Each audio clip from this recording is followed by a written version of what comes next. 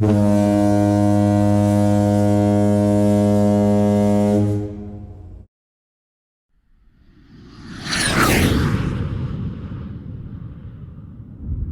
vida de Fidel Castro ha sido objeto de análisis, recuentos e historias. Su legado político es más que una serie de ideas, es la realidad misma que aún vive la población de Cuba. Más allá de ideologías, del carisma que mostraba en sus discursos y del movimiento de la izquierda que inspiró su revolución, Castro murió siendo el líder de la dictadura más longeva de América Latina. Aún en la actualidad, más de una década después de su muerte, el aparato castrista sigue en marcha y Cuba todavía no ha tenido una elección libre y democrática. En este video te contaremos sobre Fidel Castro, el firme dictador, el brutal represor y las peores atrocidades que cometió durante su mandato. Antes de meternos a fondo, no te olvides de suscribirte a nuestro canal y activar las notificaciones para mantenerte al día con nuestras actualizaciones.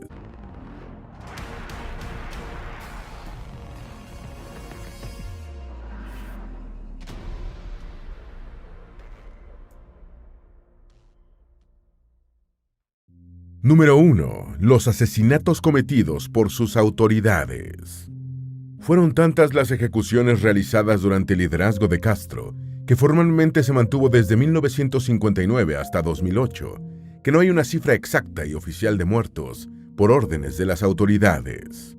Armando Lago, economista formado en la Universidad de Harvard y dedicado a estimar el costo de la Revolución cubana, ha explicado que las víctimas mortales de la dictadura pueden estimarse en un amplio rango de entre 10.000 y 100.000 muertos. Lago estima que 78.000 personas murieron intentando escapar de la dictadura, otros 5.300 fallecieron enfrentando la incursión estadounidense de Bahía de Cochinos, otros 14.000 habrían muerto en las revoluciones castristas en el extranjero.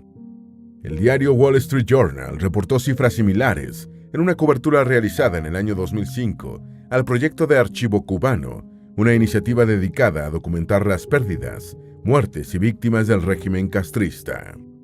Para entonces, en 2005, el archivo había documentado y verificado con 2 fuentes independientes 9.240 muertes, incluyendo las identidades de las víctimas y las circunstancias de sus muertes. Por el nivel de exigencia de comprobación, el proceso tomaba bastante tiempo. Para Werlau, la cifra real sería al menos 10 veces superior, es decir, alrededor de 100.000 fallecidos. Según los reportes del archivo, al menos 5.600 cubanos murieron ante pelotones de fusilamientos, pero otros 1.200 habían sido asesinados en ejecuciones extrajudiciales. Número 2. Los pelotones de fusilamiento. Parece absurdo hablar de fusilamientos públicos en la actualidad, pero a mediados del siglo XX eran una forma de ejecución bastante común en países como la Unión Soviética y por supuesto en Cuba. Después de la victoria de la Revolución cubana, sus líderes utilizaron constantemente el paredón como método de ejecución de los supuestos enemigos de la patria. Con el tiempo, enemigo de la patria era cualquiera que se opusiera al régimen, que se comportara libremente o se rebelara ante las crecientes limitaciones. El paredón de Cuba fue particularmente célebre en el mundo. Los fusilamientos no eran escondidos, al contrario, el mundo entero sabía sobre ellos. En 1961, el año en que se cree que ocurrieron más fusilamientos, la revista estadounidense Time publicó una portada dedicada a Cuba con el titular Cuba, el año del pelotón de fusilamiento.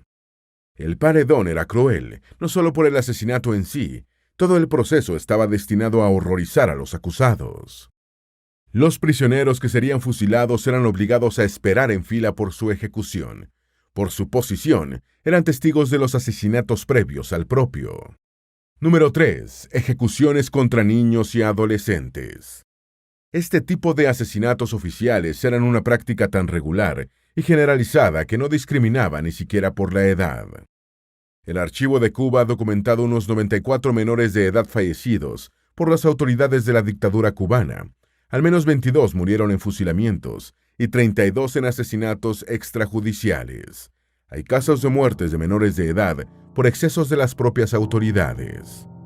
Uno de esos casos fue el de Owen Delgado Temprana, un adolescente de 15 años que fue asesinado a golpes en el año de 1981 por agentes de la seguridad cubana después de un allanamiento en la embajada de Ecuador, donde Owen estaba refugiado junto a su familia. En 1995, el joven Junior Flores Díaz, de 17 años, murió encerrado en una celda de castigo en la prisión de la provincia de La Habana, después de que las autoridades le negaran atención médica. Número 4. Matar y vender la sangre. Durante la guerra de Vietnam, el régimen cubano contribuyó de una de las formas menos esperadas, vendiendo sangre, y esta sangre no era precisamente donada.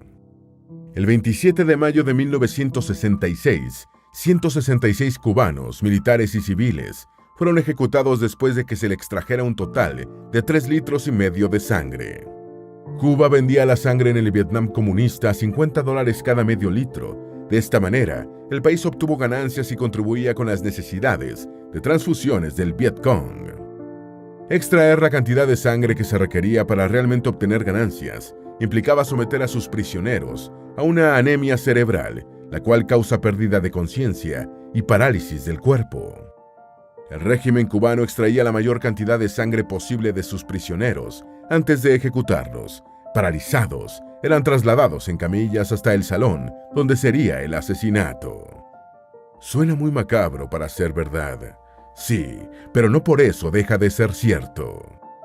Esta violación de derechos humanos fue reportada por la Comisión Interamericana de Derechos Humanos un año después, el 7 de abril de 1967.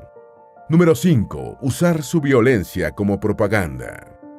Mientras algunos gobiernos se empeñan en ocultar sus atrocidades para no manchar su imagen pública, el régimen castrista hizo todo lo contrario. No solo ejerció la violencia y la represión como política de Estado, sino que hizo propaganda de sus propios actos. Castro y Guevara muchas veces tomaban fotos y videos de sus brutales ejecuciones contra hombres, mujeres y niños. Estas evidencias se utilizaban luego como propaganda para demostrar lo que eran capaces de hacer y así extender el miedo entre sus opositores. Un revolucionario debe convertirse en una fría máquina de matar motivada por puro odio, dijo alguna vez Guevara, quien era célebre por afirmar que no eran necesarias pruebas judiciales para aprobar una ejecución. La justicia y el debido proceso eran, a su juicio, prácticas burguesas. Número 6. Mantener prisioneros políticos. Como en toda dictadura, disentir se convirtió en un crimen penado por las autoridades.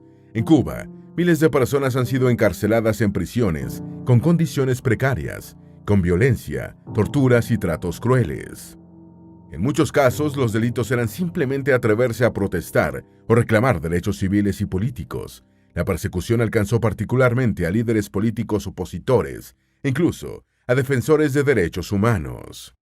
En 2003, el régimen atacó a 75 defensores, periodistas, sindicalistas y personas críticas. Fueron acusados de servir a Estados Unidos y enjuiciados sumariamente en audiencias privadas. Los prisioneros políticos con frecuencia sufren golpizas, torturas, confinamiento en solitario, castigos extensos y un proceso viciado sin verdadero derecho a la defensa. Número 7. Los campos de trabajo forzado. A mediados de la década de 1960, la dictadura castrista creó las unidades militares de ayuda a la producción, conocidas como UMAPs. Aunque su nombre suena a política pública agrícola, en realidad las UMAPs eran campos de trabajo forzado, básicamente campos de concentración, en los cuales los prisioneros políticos, opositores a la revolución, objetores de conciencia, religiosos y hombres homosexuales, eran enviados como castigo por rebelarse a las autoridades. Los prisioneros eran obligados a trabajar gratis en granjas estatales de 10 a 12 horas diarias, de sol a sol, 7 días a la semana, mala alimentación con arroz y comida en mal estado, agua insalubre, platos sucios, cuarteles congestionados, sin electricidad, letrinas, sin duchas. Los reclusos reciben el mismo trato que los presos políticos, reportó un informe de la Organización de Estados Americanos en el año de 1967. No hay cifras oficiales verificables sobre la cantidad de personas enviadas a estos campos, pero se estima que entre 1965 y 68 tuvieron entre 30 y 35 mil prisioneros. Norberto Fuentes, exagente de la Dirección de Inteligencia de Cuba, estimó que al menos 507 de estos prisioneros fueron internados en salas psiquiátricas, 72 murieron después de las torturas y al menos 180 se suicidaron. Entre los muchos prisioneros de estos campos destacó, por ejemplo, el cardenal Jaime Ortega, arzobispo de La Habana, el célebre escritor Reinaldo Arenas y el famoso cantante cubano Pablo Milanés. Número 8. Forzar al exilio a más de 1 millón de cubanos. La persecución política, vigilancia permanente, ejecuciones y violencia de las autoridades, agravados por una severa pobreza y crisis económica, causaron uno de los exilios más del siglo XX. Se estima que hay 1.172.899 exiliados cubanos en Estados Unidos, el principal país de huida por su cercanía con la isla. Esto equivale a poco más del 10% de su población actual. Durante el siglo XX y aún en la actualidad, es tristemente célebre el término balsero para llamar a los emigrantes que huían de Cuba en balsas, muchas veces improvisadas, con miras a cruzar el estrecho de mar que separa la isla de la ciudad estadounidense de Miami, el epicentro de la migración cubana. Número 9. Impedir la libre circulación de la población.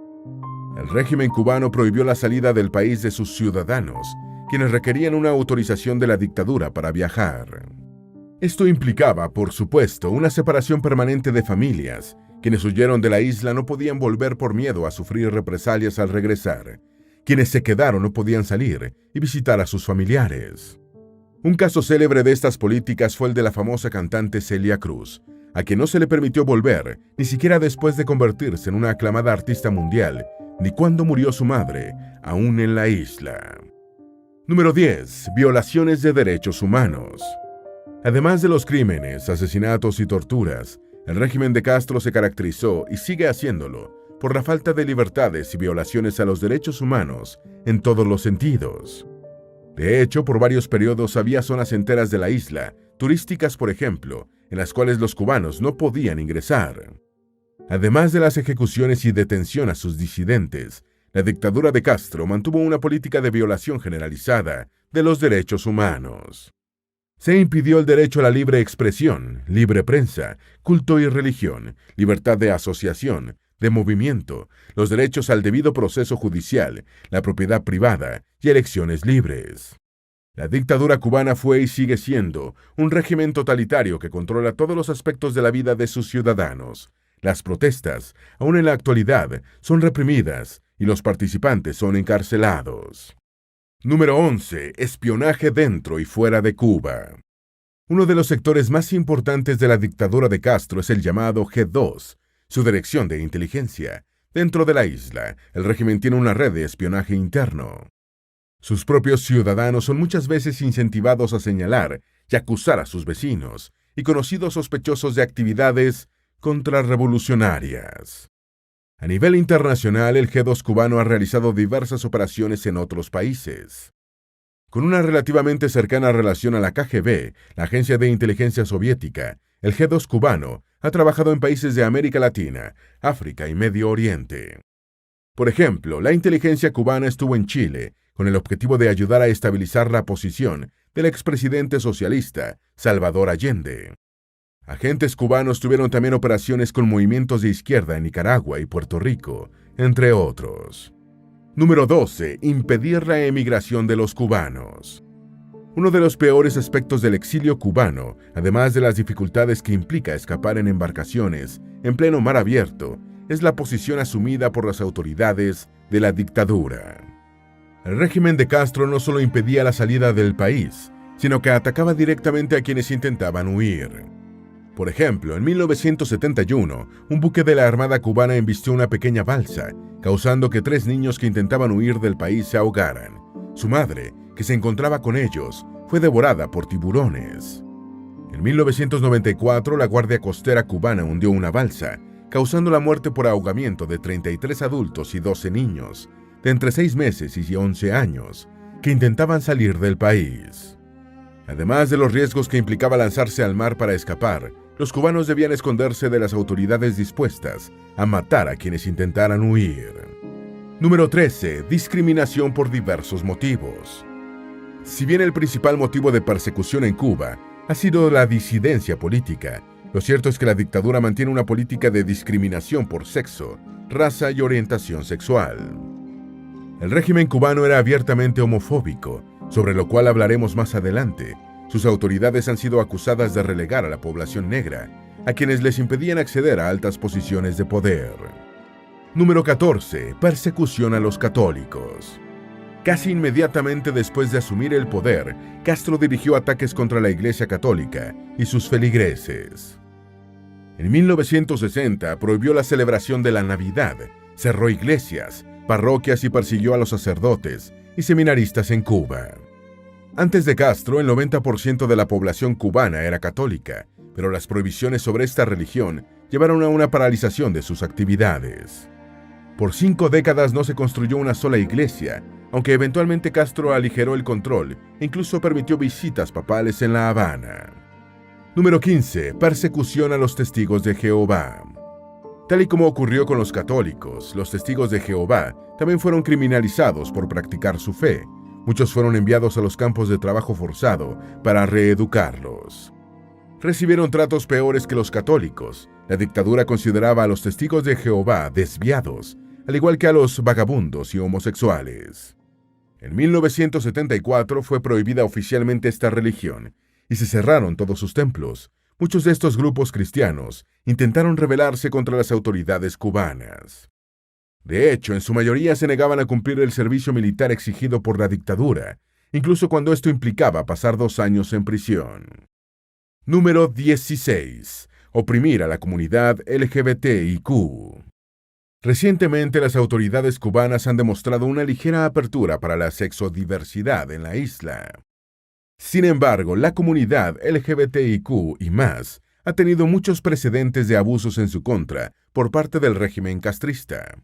La dictadura cubana era abiertamente homofóbica. El propio Fidel reconocía serlo. Castro creía que la desviación homosexual impedía a esta población el compromiso con la revolución. Este era el motivo para enviarlos a los campos de trabajo forzado, reeducarlos de acuerdo con las ideas socialistas. Aunque recientemente la dictadura cubana aprobó el matrimonio igualitario después de un referéndum, muchos señalan esta medida como una apropiación de la lucha de la comunidad LGBTIQ y una forma de utilizarlos para presentar una mejor imagen a nivel internacional. Número 17. Intromisión en otros países de la región. Pese a ser una relativamente pequeña isla, a mediados de la década de 1980, Cuba tenía unas fuerzas militares sorprendentemente nutridas. Para esa época había unos 145,000 soldados del ejército y por lo menos 110,000 reservistas entrenados. La aviación tenía unos 18,500 funcionarios y la armada otros 12,000. Un ejército de buen nivel era fundamental para Castro y sus objetivos en el extranjero. En diversas ocasiones, Cuba no solo intervino en otros países a través del espionaje, también en operaciones militares en el extranjero a las cuales enviaron a sus propios soldados. Cuba envió personal militar a varios países africanos, incluyendo Ghana en 1961, Argelia en 1963, Guinea-Bissau y Eritrea. En todos estos casos, las tropas cubanas apoyaron luchas anticolonialistas en conflictos armados, a veces civiles. En 1973, se enviaron 500 comandantes de tanques a Siria y combatieron en la guerra de Yom Kippur contra Israel. Todos murieron. 4 años después, en 1977, había alrededor de 20,000 soldados cubanos en la lucha de la guerrilla marxista de Angola. En su momento, Castro fue acusado de enviar principalmente a soldados de raza negra, como una forma de reducir a esta población en su propio país. Aunque Castro reconoció que envió a más de 400,000 soldados a la lucha de Angola, nunca confirmó cuántos cubanos murieron. Se estima que fueron unos 5,000. Número 18. La masacre del río Canimar. El 6 de julio de 1980, 2 hermanos cubanos y uno de sus amigos, decididos a escapar de la isla, tomaron por la fuerza un barco lleno de turistas para desviarlo hacia Miami y así salir de Cuba. Armados, sometieron a la tripulación de la embarcación, que llevaba entre 60 y 100 personas en su recorrido. En su afán por evitar la salida de estos cubanos de la isla, las autoridades atacaron con ametralladoras al barco, asesinando incluso a los turistas a bordo. Solo sobrevivieron 10 personas y únicamente 11 cuerpos fueron recuperados en el río. Fue una masacre que demostró que ni siquiera Las vidas inocentes eran un límite para la prohibición de salida del país de los cubanos. Número 19. La masacre sobre el 13 de marzo. 72 personas, entre hombres, mujeres y niños cubanos, viajaban a bordo de un barco remolcador el 13 de marzo de 1994. Intentaban escapar de la isla, pero usar esta embarcación era ilegal, pues pertenecía al Estado cubano. Apenas a 7 millas de la costa de La Habana, a las 3 de la madrugada, la Guardia Costera de Cuba embistió la embarcación en repetidas ocasiones, hasta hundirla.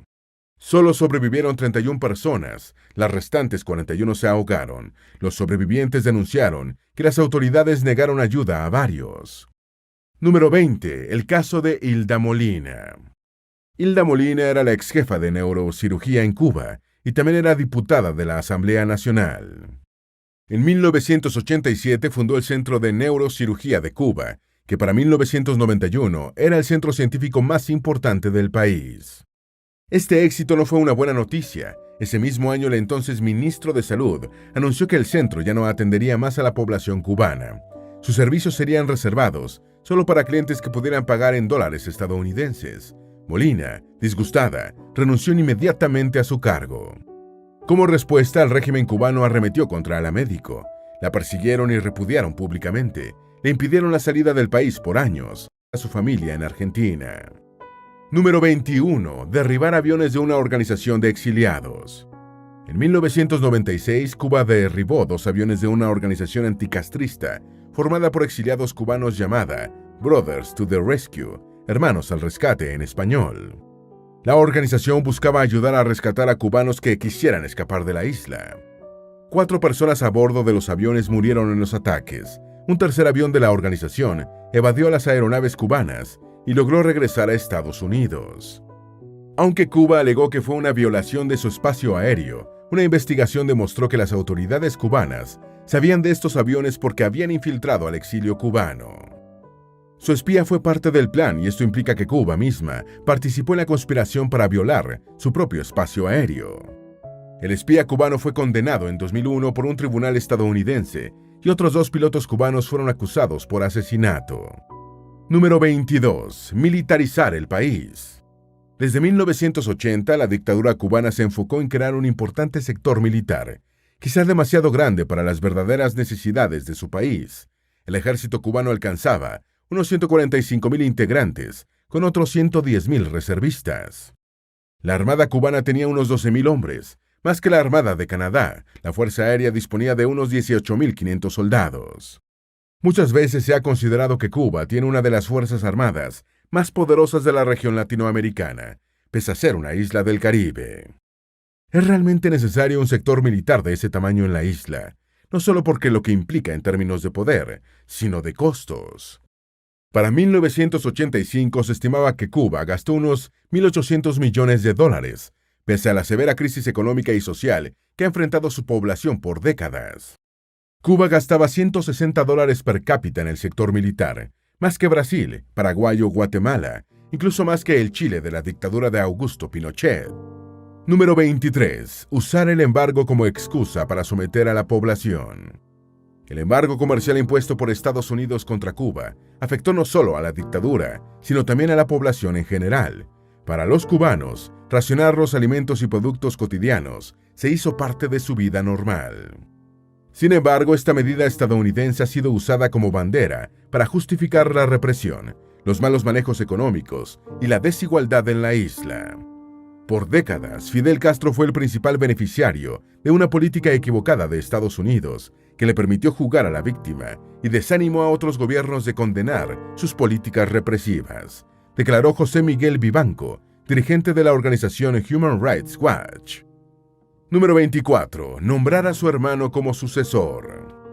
Por si hacía falta demostrar su desprecio por la democracia, al renunciar al poder por problemas de salud en 2008, Fidel nombró a su hermano como sucesor, como si de una dinastía se tratara. Raúl tiene un historial tan sangriento como el de su hermano, incluyendo participación en secuestros de extranjeros en Cuba. También fue responsable de violaciones a los derechos humanos durante su tiempo en el poder.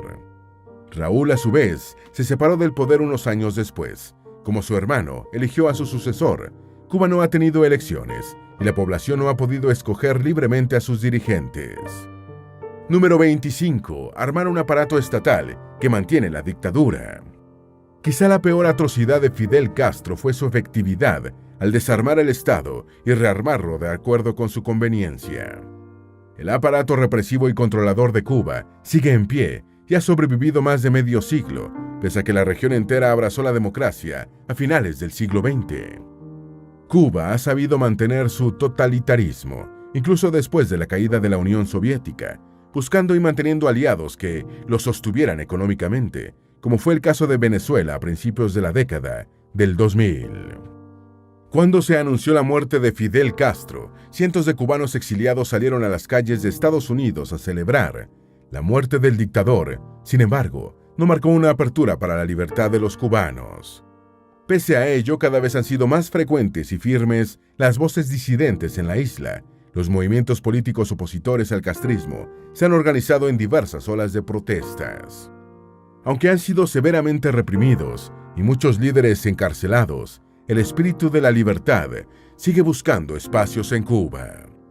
Esperamos que este video te haya sido útil. Si tienes algo que agregar, por favor, compártelo con nosotros en la sección de comentarios. Dale me gusta a este video y envíale el enlace a tus familiares y a tus mejores amigos para que también sepan más de las atrocidades cometidas por Fidel Castro. Si eres nuevo en nuestro canal, no olvides suscribirte. No se te olvide seguirnos en todas nuestras redes sociales que van a estar aquí abajo en la descripción. Recuerda, un pueblo que no conoce su historia está condenado a repetirla.